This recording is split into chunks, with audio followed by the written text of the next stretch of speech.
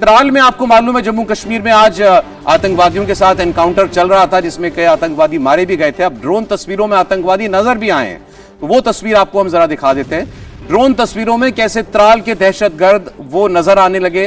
3 आतंकवादी आज मारे गए थे, कल भी 3 आतंकवादियों का खात्मा किया गया था, वो लश्कर तैयबा से थे।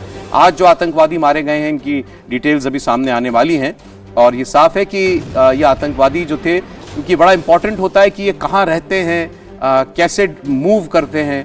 तो देखिए तस्वीर भी आज अब जो है इन आतंकवादियों की दिखाई दे रही है। ये बहुत इंपॉर्टेंट बात है कि इन आतंकवादियों को कैसे मदद मिलती है, इनके जो भी इनके सिंपैथाइजर हैं उनसे। तो कुछ नई तस्वीरें इस वक्त दिखाई दे रही हैं आपको, इसमें ये आतंकवादी मूवमेंट करते हुए दिखाई दे रहे हैं। ड्रोन की तस्वीरें हैं ये।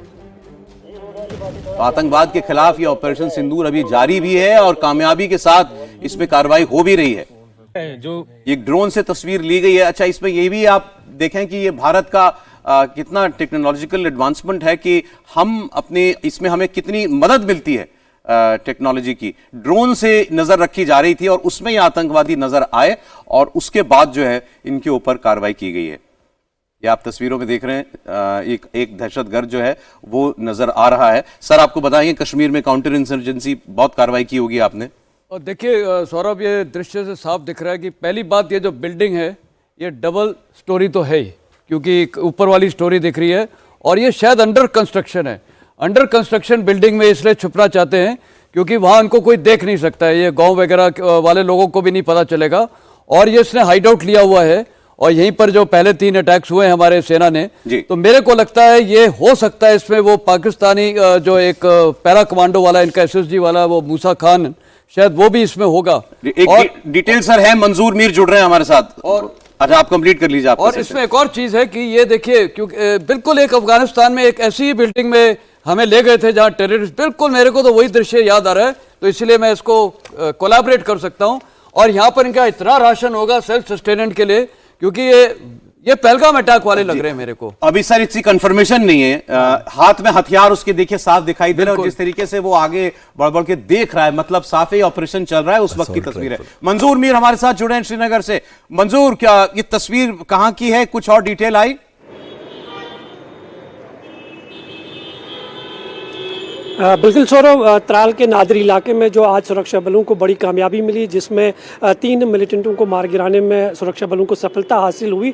और ये ड्रोन से ली गई वो तस्वीरें और फुटेज है जिसके आधार पर इस ऑपरेशन को लॉन्च किया गया। उनको पिन पॉइंट किया गया, मिलिटेंटों की जो लोकेशन है उसको पूरी तरह से पहले ट्रेस किया गया ताकि आसपास कोई जानी नुकसान न हो, क्योंकि जिस जगह पर मिलिटेंट्स छुपे हुए थे वो एक बहुत बड़ा रिहायशी इलाका था। इसलिए इस ऑपरेशन को काफ़ी एहतियात तरीके से अंजाम दिया गया, क्योंकि इस इलाके के आसपास जहां पर मिलिटेंटों ने अपना हाइड आउट बनाया था वहां पर बिल्कुल करीब करीब में बहुत सारे घर थे। इसलिए पहले सिविलियंस को जो है बाहर निकाला गया और ड्रोन की मदद से मिलिटेंटों की एग्जैक्ट जो लोकेशन थी उसको ट्रेस किया गया। उसके बाद ये ऑपरेशन अंजाम दिया गया और एक सफल ऑपरेशन के तौर पर तीनों मिलिटेंटों को मार गिराने में सुरक्षा बलों को सफलता हासिल हुई है। तो निस्संदेह ही पिछले 48 घंटे के भीतर 2 बड़े एनकाउंटर्स कश्मीर में देखने को मिले हैं और दोनों ऑपरेशंस में बिना किसी डैमेज के सुरक्षा बलों ने 6 मिलिटेंटों को मार गिराया है, जो कि सबसे बड़े टॉप कमांडर्स के लिस्ट में शामिल थे और सुरक्षा एजेंसियों को इनकी तलाश काफ़ी समय से थी। हालांकि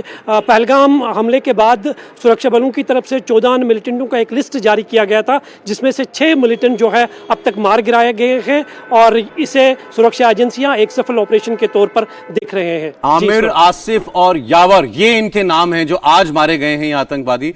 मंजूर, कल जो 3 आतंकवादी मरे थे वो लश्कर से जुड़े हुए थे, लश्कर तैयबा से।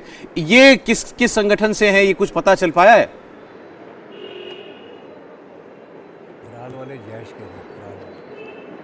बिल्कुल सौरभ, कश्मीर में लश्कर, जैश और हिजबुल मुजाहिदीन, यही 3 मिलिटेंट संगठनें जो है अभी सक्रिय है और ये लोकल लोग जो है, जो लोकल मिलिटेंट कमांडर्स है, ये एक साथ रहते हैं। इनमें से आसिफ शेख के बारे में कहा जाता है कि वो जैश मोहम्मद का कमांडर था, जबकि लश्कर के बाकी 2 मिलिटेंट्स बताए जा रहे हैं। हालांकि अभी तक ये पूरी तरह से ऑफिशियली क्लियर नहीं हुआ है कि इनका संबंध किससे था, लेकिन सुरक्षा बलों के सामने बस सिर्फ एक टारगेट है, चाहे वो लश्कर तैयबा का हो, जैश मोहम्मद का हो या फिर अंसारुल गज़वतुल हिंद के कमांडर हो, उनका यही मिशन है कि जितने भी मिलिटेंट्स घाटी में सक्रिय है उनको चुन चुन कर मारना। और जिस तरह के आदेश पहलगाम टेरर हमले के बाद सुरक्षा बलों को फ्री हैंड मिला है, उसी की ये कार्रवाई है। और जितने भी आउटग्राउंड वर्कर्स हैं उनके खिलाफ भी शिकंजा जो है बड़े पैमाने पर कसा गया है। बहुत सारे अंडरग्राउंड वर्कर्स को हिरासत में लिया गया है, उनसे पूछताछ भी की जा रही है। और कुछ ऑपरेशन जो है उन्हीं OGWs की ऑपरेशन की जो सूचना मिलती है उसके आधार पर ऑपरेशंस लॉन्च किए जा रहे हैं।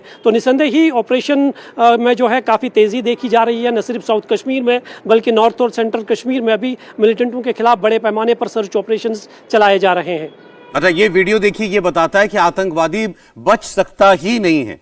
कश्मीर में वैसे भी कहा जाता है कि कोई आदमी अगर बंदूक उठाता है या सीमा पार से आता है तो 3 महीने से 6 महीने तक उसकी लाइफ लाइन मानी जाती है, इससे ज्यादा नहीं। अगर वो सरेंडर कर दे तो बहुत अच्छी बात है, नहीं तो आप उसको सिक्योरिटी फोर्सेस उसको खत्म कर देती हैं और आप छुप नहीं सकते किसी भी तरह से। अब एब्सोल्युटली, देखिए उनकी जो सेल्फ लाइफ कहते हैं टेररिस्ट क्या जो आता है उसको, वो पहले तो तकरीबन 1.5 साल था, फिर घट के 1 साल हुआ, उसको करते करते आप 90 दिन की बात की, अभी 20 दिन का माना जाता है कि उसकी सेल्फ लाइफ है। ये आज का हमारा आकलन है। देखिए यदि आप पूरे लेंगे, हम जो 4 दशक की लड़ाई करते हैं तो उसमें इनकी संख्या हज़ारों में है, हज़ारों में मारे गए हैं। और आज का जो 14 नाम अभी आए हैं, और आपने तराल का बात किया या शोपियां क्या बात किया, ये साउथ कश्मीर में पड़ता है। वो कह रहे हैं नॉर्थ कश्मीर में भी चल रही हैं, इसके अलावा सेंट्रल कश्मीर में भी चल रही हैं। तो बड़े पैमाने में ये चल रहा है ऑपरेशंस। और मेरे ख्याल से इस बार जो चीज़ सबसे इम्पॉर्टेंट चीज़ है ओवरग्राउंड वर्कर्स का, और जिसमें 10 तो उनके ठिकानों को नस्ताबूद किया गया था, घरों को। उसके अलावा उनकी एक लिस्ट है 130 की, अभी शायद उनको परमिशंस नहीं मिल रहे हैं, क्योंकि ये आपके अंदर में वही उनके हाथ हैं। और जितने ओवरग्राउंड वर्कर्स हम कहते हैं वो हिजबुल मुजाहिदीन के हैं, वो हिजबुल मुजाहिदीन, क्योंकि उनका लोकल वहाँ पर पैट है, नेटवर्क है जी, नेटवर्क है। और जो बाहर की हम बात करते हैं, चाहे वो लश्कर तोयबा या जो आज जो मारे जा रहे हैं वो JM के या लश्कर तोयबा। TRF की एक बात आपने सर, मैं इसके बाद आगे वो चर्चा, हम TRF को लेकर के आपने अच्छा याद दिलाया। TRF को पाकिस्तान ने एक बार तो बचा लिया यूनाइटेड नेशंस में, लेकिन अब वो दोबारा नहीं बचा पाएगा। उससे जुड़ी एक बड़ी खबर आपको देंगे। छोटा सा ब्रेक ले रहे हैं, आप देखते रहिए इंडिया TV, लौटते हैं हम।